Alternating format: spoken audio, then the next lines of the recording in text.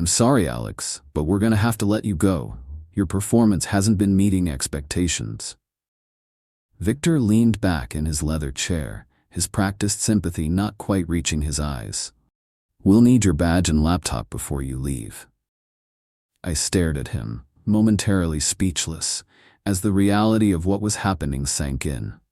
Just 3 weeks earlier, I had excitedly shared my new software concept with him during our monthly innovation meeting. He'd seemed genuinely impressed, asked thoughtful questions. Now here he was, firing me, while the presentation I'd created was still open on his second monitor. My logo replaced with the company's, my name nowhere to be found. "My name is Alex Wong, 34, a software developer with a decade of experience in financial technology. For the past 3 years, I'd been a senior developer at FinEdge Solutions, a mid-sized company that created trading algorithms for investment firms." Victor Reynolds, my now former boss, had been with the company for 5 years, climbing from director of product to CEO through a combination of technical knowledge, business acumen, and what I was now realizing was a masterful talent for taking credit for other people's ideas. I didn't argue, I didn't plead. I simply nodded, handed over my badge and laptop, and walked out of the office with the few personal items I could fit in my backpack. My colleagues looked away as I passed, uncomfortable witnesses to my professional execution. Only Raj, my closest friend at the company, met my eyes with a look of confused sympathy. I gave him a slight nod before stepping into the elevator. It was only when I reached my car in the parking garage that I allowed myself a small smile. Because Victor had no idea what he'd just done. And more importantly, he had no idea who he'd just done it to. I'd been developing the concept for ClearTrade for nearly 2 years, working nights and weekends while fulfilling all my responsibilities at FinEdge. The idea had come to me after watching smaller trading firms struggle with the expensive, complex systems that dominated the market. I envisioned a streamlined, intuitive trading platform specifically designed for independent financial advisors, professionals who managed millions but were largely ignored by the major players focused on institutional clients.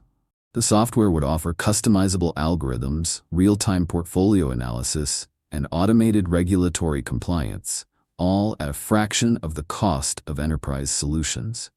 It wasn't just a product, it was a potential revolution for a significant but underserved market segment. 3 weeks ago, I'd finally perfected the core algorithm and built a working prototype.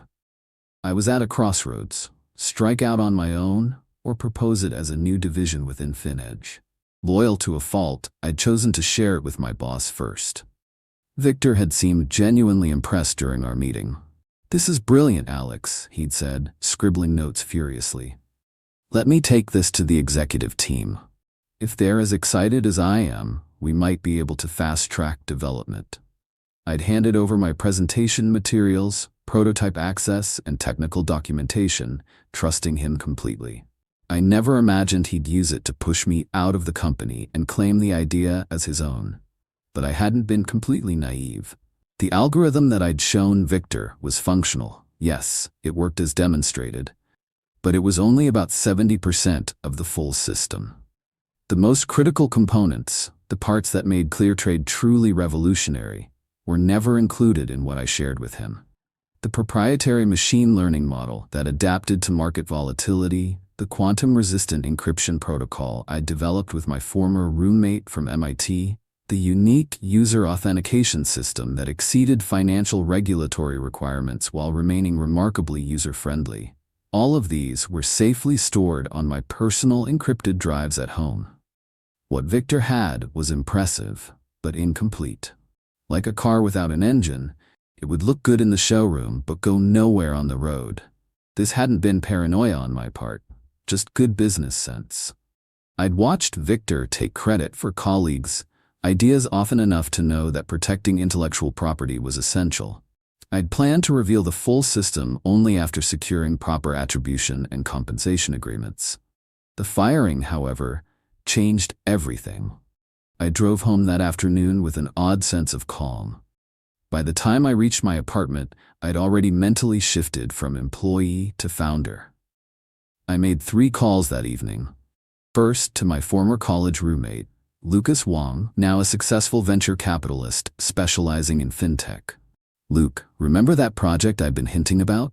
I'm ready to move forward. How's your schedule look this week? Second, to Maya Rodriguez, a brilliant UX designer I'd worked with at my previous company. Hey Maya, you still freelancing? I'm finally starting that company I told you about. I'd love to have you on board. And third, to Raj. Hey, can you meet me for a drink tomorrow? There are some things you should know before Victor's next innovation meeting. Over the next month, I worked with an intensity I hadn't felt in years. I refined the algorithm, enhanced the interface, and with Lucas's guidance, developed a comprehensive business plan and pitch deck. Maya transformed the functional but basic UI into a sleek, intuitive experience that made our competitors look like they were running Windows 95. Lucas arranged meetings with key investors in his network, carefully selecting those who had no connections to FinEdge or Victor. We incorporated under the name Quantum Financial Technologies and filed provisional patents for the key components of the system. Meanwhile, through Raj, I learned that Victor was struggling. The development team couldn't make sense of the partial codebase I'd left behind. Critical functions that had worked in my demonstration were mysteriously breaking when they tried to build upon them. Victor had promised the board a functional beta within 2 months, but what he had was a beautiful interface wrapped around increasingly dysfunctional code. He's bringing in consultants next week, Raj told me during one of our clandestine coffee meetings. The burn rate is insane, and the board is starting to ask questions. I nodded, feeling no satisfaction in his struggles. This wasn't about revenge, it was about building something that mattered and ensuring the right people benefited from it. 3 months after my unceremonious firing, Quantum Financial Technologies launched our private beta. We'd secured $4.2 million in seed funding from Lucas's firm and 2 other VCs impressed by our working product and clear market strategy. 20 carefully selected independent financial advisory firms were onboarded as our first users, each signing agreements that included significant discounts in exchange for their feedback and testimonials. The response exceeded even our optimistic projections. Our early users were effusive in their praise, particularly for the very features that Victor had never seen: the adaptive learning model that improved trading efficiency, the compliance automation that saved them dozens of hours each month, and the intuitive interface that required minimal training. This is exactly what we've been waiting for, wrote the managing partner of a mid-size wealth management firm in Chicago. We've tried every platform on the market, and nothing comes close to what Quantum has built. 6 months in, with a growing waitlist of eager customers, we were preparing for our full market launch. That's when I received a LinkedIn message from Melanie Woodward, FinEdge's chief legal officer. Alex, I think we should discuss the remarkable similarities between Quantum's product and a project currently in development at FinEdge. Victor has expressed serious concerns about potential IP infringement. I'd been expecting this. Victor was finally realizing what was happening, and his predictable response was to threaten legal action. I forwarded the message to our attorney, Catherine Park, a technology IP specialist Lucas had introduced me to early on. Let them come, she said confidently after reviewing our documentation. Your development records, provisional patents, and code repositories clearly establish your ownership. The timestamps alone tell the story. Besides, their product doesn't even work, does it? 2 weeks later, we sat across from FinEdge's legal team in Catherine's office. Victor was there, looking considerably less polished than when he'd fired me. The dark circles under his eyes suggested the project currently in development wasn't going well. We believe Mr. Wong misappropriated proprietary technology and concepts developed at FinEdge, their lead attorney began, sliding across documents showing snippets of code and flowcharts from my original presentation. As you can see, the similarities are undeniable. Catherine barely glanced at them. Instead, she opened a thick folder of her own. Before we proceed, "I'd like to establish a timeline," she said calmly. "Here are Mr. Wong's original development records, dating back 23 months. Note the timestamps and blockchain verification. Here are the provisional patents filed 4 months ago. And here," she slid across a particular document that made Victor visibly pale, "is Mr. Wong's original notes from the meeting where he first shared a portion of his concept with Mr. Reynolds, clearly labeled as partial demo, core components withheld." She looked directly at Victor. "Would you like to explain to your attorneys why your proprietary technology doesn't actually work without the components you never saw?" The meeting ended shortly after that. FinEdge's lawyers requested time to reassess their position. 3 days later, we received a formal letter dropping all claims and suggesting a mutually beneficial resolution. What followed was not what I'd expected. Rather than continuing with threats, Victor reached out personally and asked to meet. Alone. Against Catherine's advice, I agreed, selecting a busy coffee shop near our office. He looked defeated when he arrived, the confident executive persona replaced by something more human. "I underestimated you," he said after ordering a black coffee. "That was my mistake." "One of several," I replied, keeping my tone neutral. He nodded, accepting the jab. "FinEdge is in trouble. The board is asking questions I can't answer, and our major clients are getting impatient. We've invested millions in developing what you showed me, but without the missing pieces." "You can't make it work," I finished for him. "No, we can't." He took a breath. "I'm here to propose a partnership. FinEdge has the infrastructure, client relationships, and capital that would take you years to build. You have a working product that solves real problems for financial advisors." I studied him for a moment. "You stole my idea, fired me, and now you want to partner?" "I made a terrible decision," he admitted, surprising me with his candor. "I saw an opportunity and took it without considering the consequences. Or, frankly, the ethics. I can't undo that, but I can offer you something now that I should have offered then." He pushed a folder across the table. Inside was a partnership proposal that would bring Quantum under the FinEdge umbrella, but with me retaining control of the technology and product development. The financial terms were generous, far better than what I would have accepted as an employee. "The board doesn't know I'm here," he added. "This is my proposal, not theirs. If you're interested, I'll take it to them with my full support and a clear explanation of how we got here." I took the folder but didn't open it. "And if I'm not interested?" Victor sighed.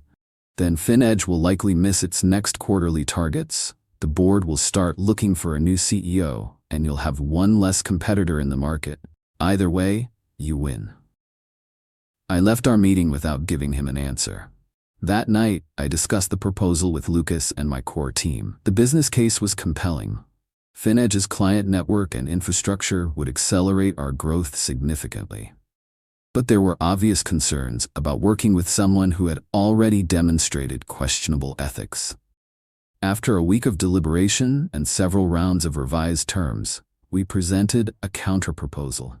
Quantum would remain independent, but would license our technology to FinEdge for specific enterprise applications that weren't part of our core target market. Victor would recuse himself from direct oversight of the partnership, and FinEdge would publicly acknowledge the technology's origins. To my surprise, Victor and the FinEdge board accepted our terms with minimal pushback. The press release announcing our strategic technology partnership included a carefully worded acknowledgement that Quantum's platform had been initially conceptualized by founder Alex Wong during his tenure at FinEdge. 1 year later, Quantum Financial Technologies had over 200 advisory firms using our platform. Our team had grown from 3 to 27 people, with Maya now leading a dedicated design department, and Raj having joined us as Director of Client Success after an amicable departure from FinEdge. The licensing agreement with FinEdge had proven valuable for both companies. They integrated our technology into their enterprise solutions while we focused on the independent advisor market. Victor, true to the agreement, maintained a professional distance from our partnership. though we occasionally crossed paths at industry events. At one such conference in Boston, he approached me during a coffee break. "You could have destroyed me, you know," he said without preamble. "Why didn't you?" I considered the question. The truth was, I had thought about it.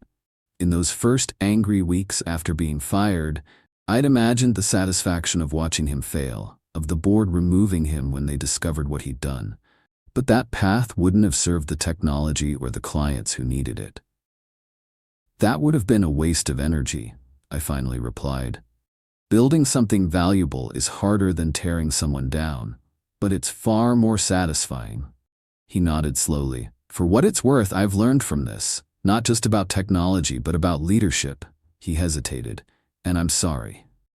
I didn't tell him that his actions had ultimately done me a favor. If he hadn't fired me, I might have continued the comfortable path as an employee, perhaps becoming a division head at FinEdge, developing my technology within their constraints. Instead, I had been forced to become a founder, to build something truly mine, and to grow in ways I never would have otherwise. "Some lessons are expensive," I said, offering my hand. "Make them worth the cost."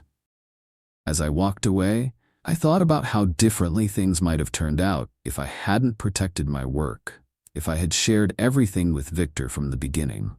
His betrayal had been painful, yes, but it had also been predictable to anyone paying attention.